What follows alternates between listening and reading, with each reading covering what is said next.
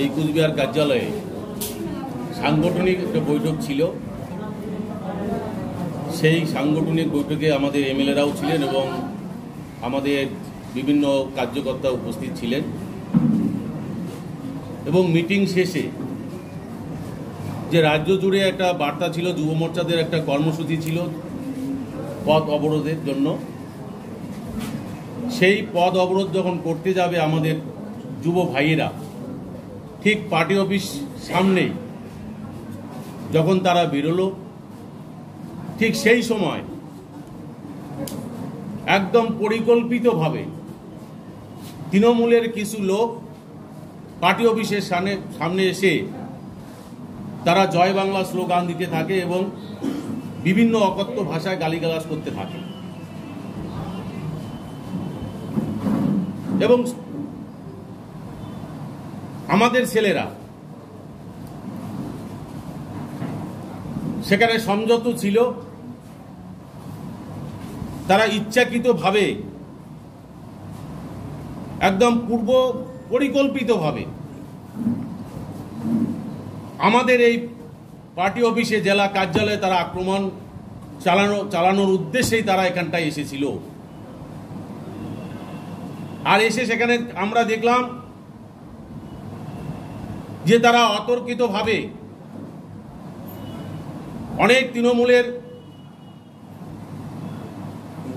হারমাত্রা তারা কাটা পাথর দিয়ে তারা ঢিল ছুড়ে পার্টি অফিসে, এবং তাতে আমাদের 3 জন গুরুতর আহত হয়, 4 জন গুরুতর আহত হয়।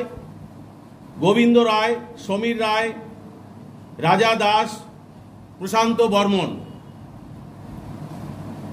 এবং আমাদের 3খানা গাড়ি, আমার নিজস্ব গাড়ি, যার নাম্বার হচ্ছে WB02AT8529।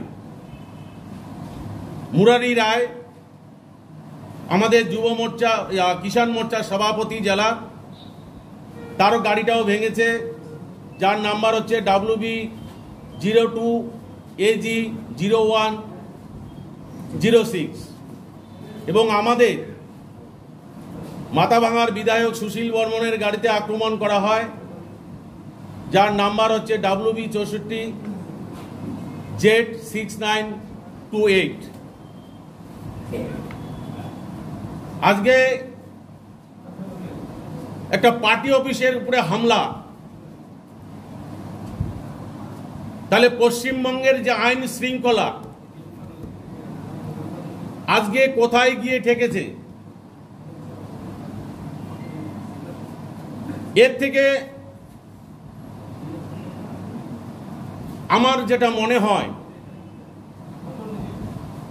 যে পার্টি অফিসের আক্রমণ, এর থেকে নির্লজ্জর মতো কাজ আর নেই।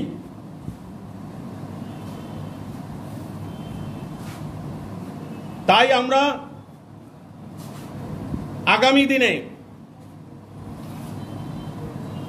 আমরা আমাদের আজকের যে ঘটনা তৃণমূল কংগ্রেস থেকে করা হলো, আমরা ধিক্কার জানাই,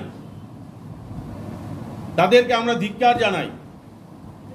এবং সেই সঙ্গে আমরা আগামী দিনে আমরা আজকে যে ঘটনাটা, যে জঘন্য ঘটনা ঘটলো, তার বিরুদ্ধে আমরা আন্দোলনে নামব।